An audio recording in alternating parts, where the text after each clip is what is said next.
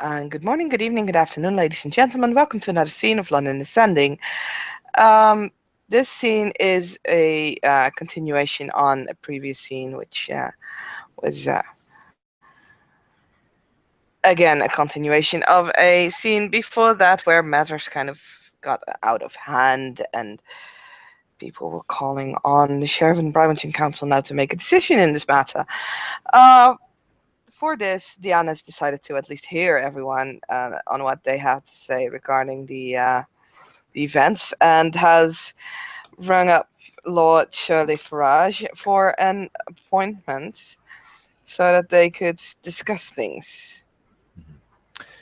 And in this communication, this communique, it's a very brief communication, I say, to be grammatically correct, Lord Shirley would have agreed to it because, you know, Diane is his immediate superior. He is her hound. And he would have, you know, suggested that they probably find one of the parks in London, which usually do have, you know, it's out in the open. And it's also somewhat, it's a place where they would likely both feel comfortable in. And it's also, well, it's also a place where they can, you know, go elsewhere that they need to without too many people noticing them. Besides, it's always good to be out in the outdoors rather than cooped up in some horrible little office. Diane couldn't agree more. um, she'll arrive at. She'll be a little late, like maybe 5 or 10 minutes. Looks strangely hasty, a little twitchy, and almost as if she just rolled out of bed. Her hair is a little messy. She has this tired look on her face, like someone who overslept and then had to run for work. She looks rather pale, and but she'll, yeah, like I said, she's 10 minutes late, and then she'll approach the place where Lord Shirley has agreed to meet with her. Lord Shirley, for his part, he probably looks a little bit more kempt than Diane, but then again, you know, they each have their reasons for this. And I'll say that they meet quite close to a one of the park benches. You know, there's a few people going back and forth, but they're really not paying any mind to either of them. Good evening, my lady. Lord Shirley, you know, extends a bow and, well, he makes the gesture to, you know, take a hand and, you know, kiss presumably the ring sigil on her hand, probably out of habit. She'll look slightly confused, looks at her hand. There's no ring or whatever on it. And then a little bit like, "Oh my God, are you kidding me?" But she'll give a small sigh and gives him the hand. Actually, Yes. And Lord Shirley, out of it, he has this semi-flamboyant, semi-courteous bow as he leans down and gives her the kiss on the ring finger, precisely, pinpoint accurate. Precision specialty for the win. she'll nod and then pulls back her hand. Thank you. 'Tis my pleasure, madam. I do hope that this matter which you've called me here for is, well, I do hope that we can resolve it as soon as possible. Yes, me too. I think this is, well,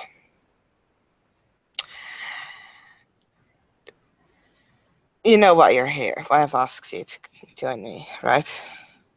Yes, madam. Good. Just Okay, if you feel comfortable with the madam and such, sure. But if you want, you can. Diane is fine. It's merely a modicum of respect, but if you insist, I can call you Diane if you wish.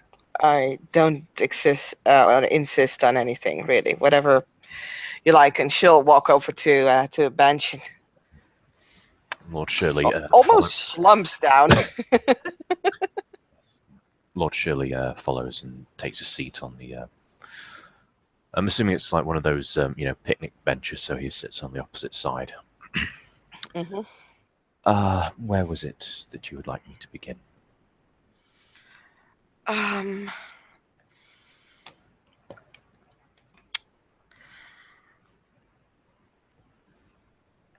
did you and Lorne agree to investigate this thing together, or how did the group join up?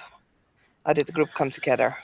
To the best of my recollection, Master Hardcastle requested that we investigate the issue of the late Lady Camille Fontanescu's haven. Hmm. I don't recall him mentioning that Master Nygaard had given him permission, or that there was any given arrangement beforehand. I was aware at the time that my presence in Toreador territory effectively would have well, out of character. Jason just had a brain fart, so ignore what's that last. Okay. Hang on, let me remember. All right, I remember now.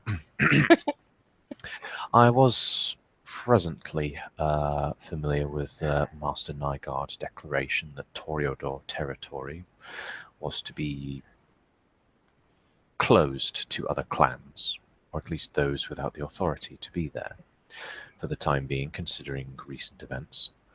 Hmm. I would have presumed that Master Hardcastle would have heard this and would have made arrangements beforehand, but apparently I was in error. His intents were perfectly rational, however, and considering, I personally would have felt that my presence there would have ensured that Master Hardcastle would have not committed any undue things as a result of his station outside of my clan. However, Master Nygaard is primogen of my clan, and therefore he has higher authority than I do.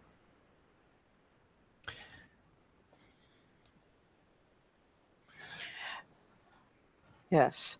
So, but like I said, you came together. You had made an arrangement or an agreement with Mr. Hardcastle, presuming he had permission. When did when did Lorne step into this? When did Messiah? Master Nygaard came into the equation just before we were deciding to examine the exterior, and I believe your sire came in shortly around that time. We had our suspicions that this place was, I would hazard to say compromised, but we did believe that it may have been under scrutiny. Hmm. I had my own suspicions, and that's why I decided to take up an overwatch position on the building opposite our target. Which was just as well, because I saw inside that there was something moving. Aura perception dictated it to be a ghoul of some sort. However, when it finally revealed itself, it showed itself to be a little bit more than just your average ghoul.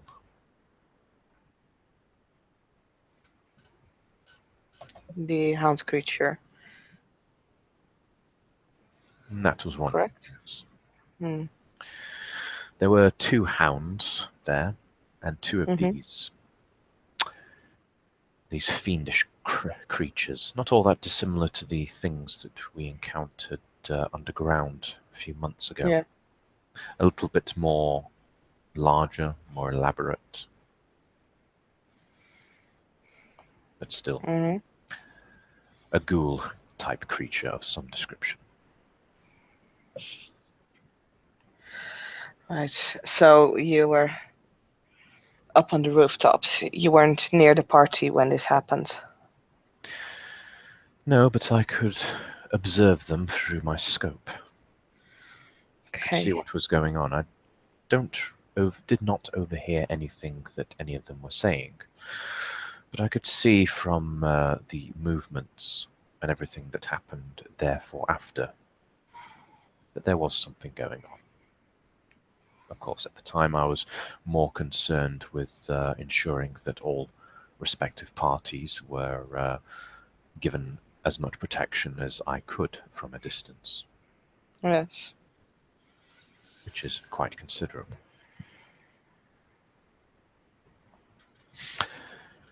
The first creature that I saw was one of those large ghoulish creatures. I saw it originally when it was attempting to break through the wall in an attempt to assail Master Hardcastle. I shot it through the side of the head. Didn't seem to do as much as I would have hoped, but it's through that singular shot that it perhaps saved Master Hardcastle from, well, from either a long time spent in the darkest torpor, or worse. And Master Nygard was there to confirm this. Yes. Did Mr. Hardcastle participate in the combat? I did not see him at any point assailing either the hounds or these creatures. I had a very good line of sight. I was able to take shots at both. Well, I was able to take shots at both of the creatures, and I even killed one of the hounds which were assailing your sire. Mm-hmm. However, given there were some obstructions, even then, however, I cannot say with any great degree of certainty that Master Hardcastle even so much as lifted a finger. However, he is Tremere. I have no doubt that they have their own capabilities which don't even require physical contact. However, I cannot say this with any degree of authority. Lorne's testimony, however, when I broke from my position once the all clear was given, it suggested to me that Master Hardcastle had done a very subpar job. Mm-hmm. I also heard he brought company along. Yes, he brought some of his Childer Chantry apprentices. Okay. I'm presuming he brought them along to conduct forensics or any analysis on any of the items in the residence. However, Master Nygard did not allow them. I see. It's understandable, of course. It is Toreador territory. Mm-hmm. I mean, far be it from me to presume that if myself and Master Nygard went into Gangrel territory and committed the same acts, that we would be given as much leeway as Master Hardcastle evidently expected he would be given. Well, luckily that doesn't happen then. Of course. I don't believe neither myself nor Master Nygard would be so disrespectful towards our traditions. Mm-hmm. Um,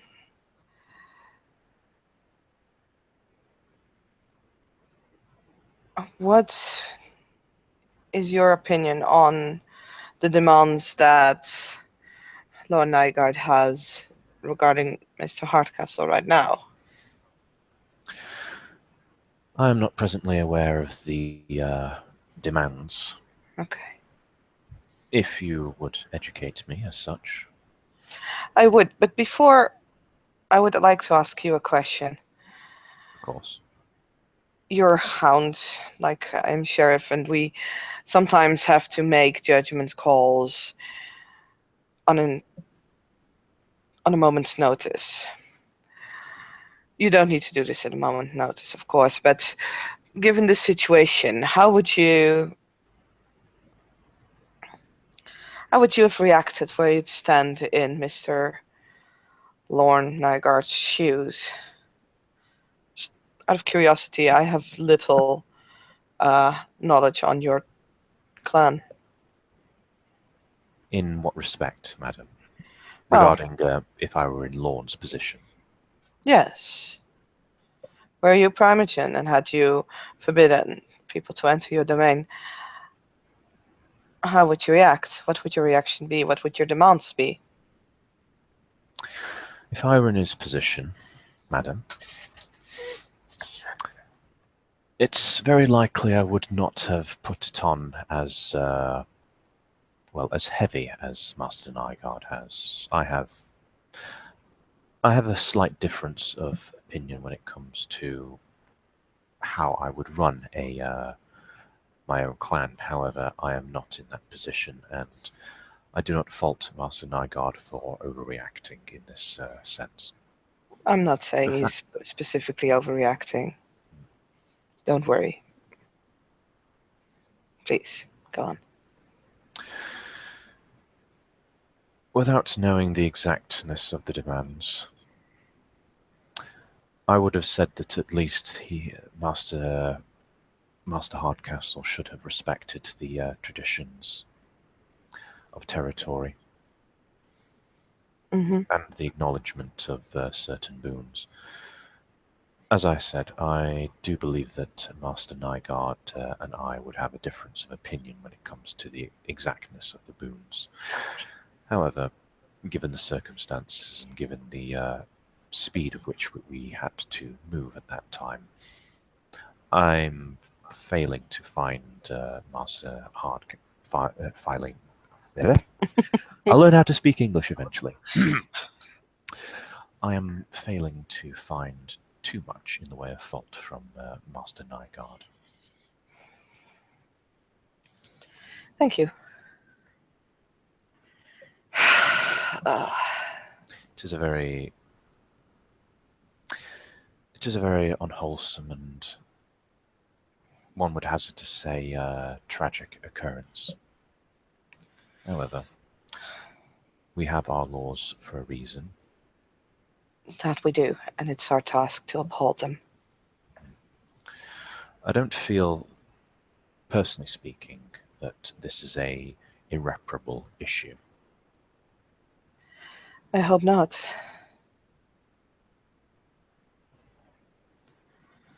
But that is something only time can tell. Of course. I have noticed those of our age are often proud and resentful creatures. It's like trees. When they're young, they're more flexible. When they become old, they become hard and brittle. More eager to break under pressure than to bend over. Myself including in this. I wholeheartedly agree. We also tend to get bored very easily, I find.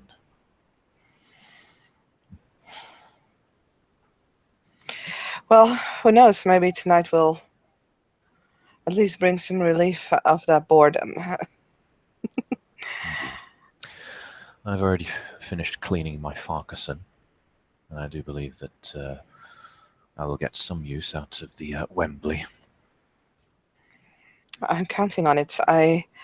If we can bring our adversaries down without having to lay a finger on them, I would be very pleased. You can count on me, madam. Even a mile Thank you. away, I am deadly.